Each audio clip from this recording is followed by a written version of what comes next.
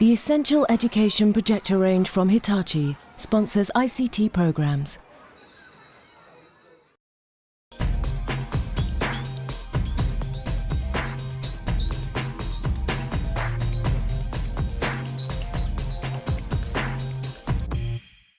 Listen to these Year 9s and be afraid. Be very afraid. I've just been going onto the website, copying, pasting, reading it and then giving it into class. A lot of the times I just agree with it and just think, well, it probably is right if it's on the internet. If I want information on my work, you just copy it and then you just paste it onto your work. They'll go to a search engine and just take whichever site comes up first. If it's on the internet, it must be true. So why does it matter if pupils believe that the internet is as safe and reliable as a library? So, what's the main message of the site then? It's about Martin Luther King. Yeah. And what he did and stuff. His life and his achievements. Yeah. OK. We asked ICT expert James Green to lead an experiment. He showed a group of Year 9s 3 websites about Martin Luther King, the Holocaust and Victorian robots. Who's the author of the site? Just a matter of interest. Dr. E.R. Fields.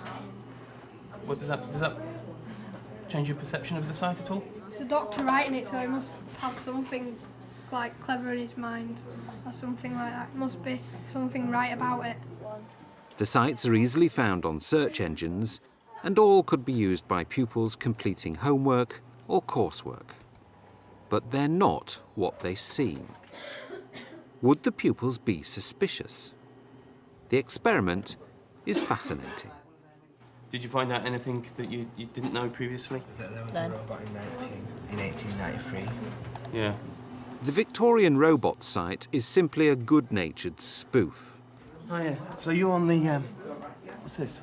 The Victorian robot, ECERD. So what's your first impression of the site?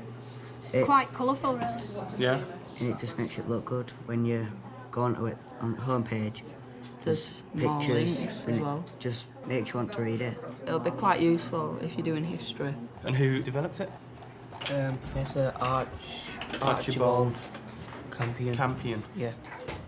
The Martin Luther King site is more dangerous. It's a front for racists. In terms of the subjects that you're using, RE and so forth, can you give me an example of why you think it's useful? Just there's loads of different, say if you just wanted to know about the truth about him or just all information about him, just click on one of them. It's easier to find out one piece of information that you might want to know about. It all. And would you use this at all? Yeah. And the Holocaust site provides a platform for deniers. So what's the main message of the site then, from your understanding? Was there really a Holocaust? So it's questioning the fact that whether there was a Holocaust or not. In terms of usefulness of the site, how would you rate it? You maybe got a bit of RE in it, and you have to take RE for a GCSE, so it might just be a bit useful to know some of it. The pupils are completely taken in by all 3 sites, failing to question their validity or reliability, despite what they've been taught in ICT. It's actually part of the statutory national curriculum that kids should be taught to check the authenticity of sites. But, and it's a big but, there's a real difference between what young people can do and what they do. They've been taught to check the validity of a site, so they can check the validity of a site. That doesn't mean that when they're doing their geography homework, and they've got half an hour to find something out before they move something else, that they actually will do that. So I think what we're seeing is young people's skills, largely through conscious teaching, have got a lot better. Whether or not they apply those skills is perhaps more open to debate. It's the people that use the internet to misinform that we have to be wary of. And the problem lies centrally that the children don't question enough. They don't look at where they are. They don't say, is this actually real? They don't use the techniques. They don't stop and question, why is this person doing it? What's it about? Why haven't I heard about this before? And they're not actually referencing it. When they go on the internet, they think that they're You know, they're safe because they're at home, they're in the school, or they're in the library.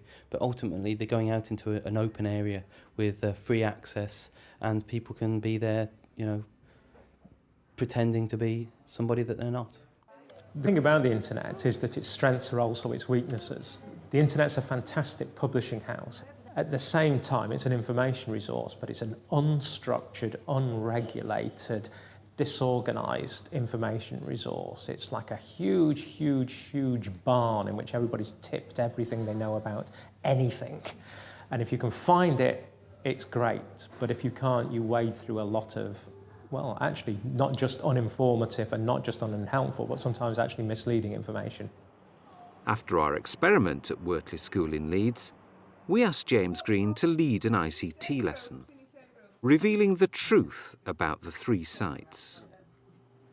What we're going to do now is we're going to change our tack slightly, and we're going to look at sort of empowering yourself to look at sites, to look at the internet, and understand what you're seeing. So a number of things here, a number of questions. They're called the 5 W's and 1 H. We want to know who has written the site, who has written the website. Why has the author written this? What is it about? Is it factual? Also, when was the site last updated? Where does this information come from? Where does the information link to? Do those links actually go out to other websites? And finally, the big question is, how good is the information?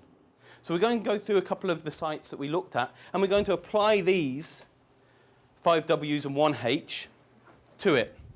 We looked at this site earlier.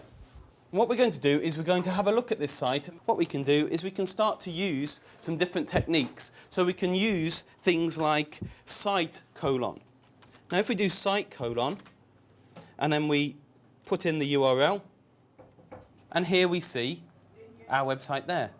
But it's also giving us all the sites that are housed within this website. If you look at the name of the site for the robot site, it's called www. Big Red Hair. And links and so forth coming off it are... Big Red Hair. Good.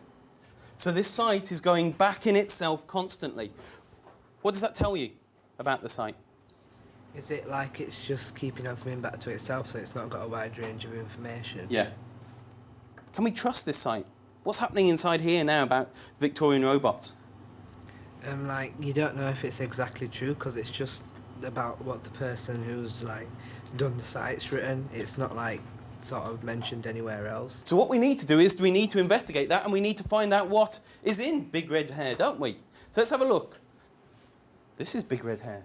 The reaction of the pupils is remarkable. I thought we were on Victorian robots. What's this all about, Big Red Hair?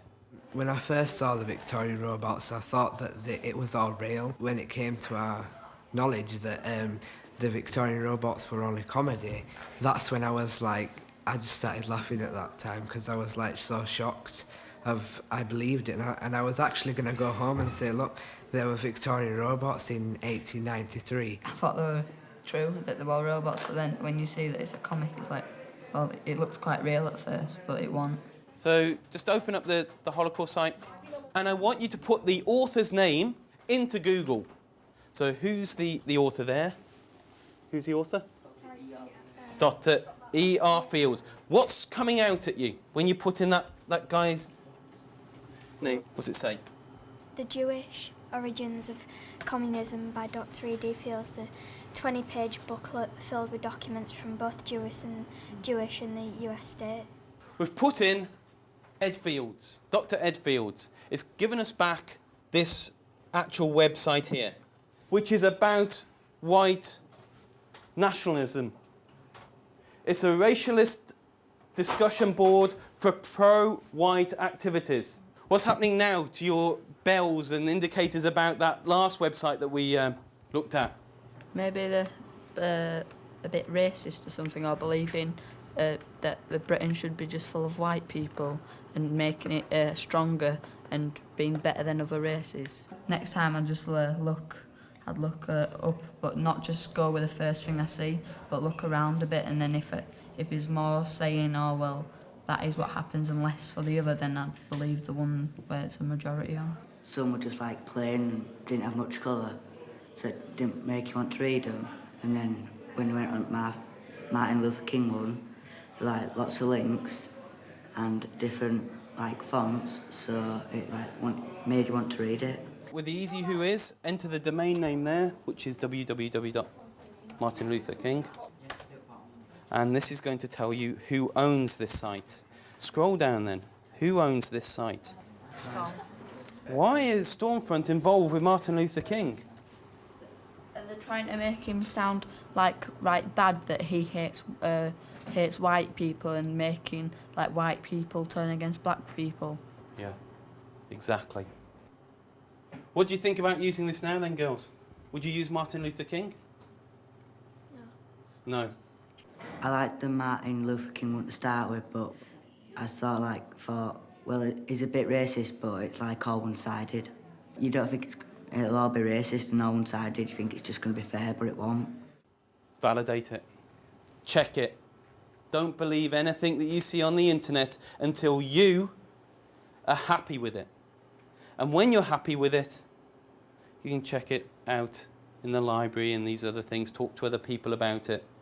But don't believe everything you read on the internet. Interestingly, for ICT teachers, the pupils seem to have the skills required to question and validate sites. They just tend not to apply those skills to schoolwork. One of the things I find really interesting is that young people really understand when they go on something like MySpace or YouTube or whatever, that this is just other people publishing their stuff. They don't give it any special credence necessarily, they take it for what it is. They don't apply the same judgment when they go and do a search through one of the search engines to find out the answer to their history homework. They don't say, hold on a minute, for all I know, this is a 13-year-old in her bedroom or his bedroom just whacking something out on the internet and publishing it. They see that in a quite different way, and they give it an authority that it doesn't always deserve. They're beguiled by the presentation of the thing, that it's nicely laid out, that it has, really good graphic images, it might have a bit of an animation or something like that. And that makes them think, I think, that the thing has perhaps more credibility than perhaps it has. Youngsters traditionally don't transfer their skills. It's one of these frustrating parts of being a teacher. They do web literacy in Key Stage 3. It looks at all the elements of creating websites and so forth, but it doesn't quite go far enough, and it's up to schools, local authorities to push that movement towards information literacy and for pupils to understand what the motivation behind certain sites may or may not be. Next time I look for something on the internet, I've got to study a bit more and look for if it is true or if it isn't. Everything on a website's not always true. You've got to go through and find out if it's true and find out all the links. It made me think, well, yeah, I had just gone onto it and got the information off it and then gone to my teacher and said, here. But what I didn't know is what we did today. So every site now I'd like to do that with. So it's taught me to look behind the site and see what's actually there and not what's right in front of me. But I am really surprised at what happened today. I couldn't believe it, to be honest. And I'd like to go away and tell everybody else about Easy Who Is and that. So I've really learnt something today. James's tips and advice on how to find out more about websites can be found on the Teachers TV website.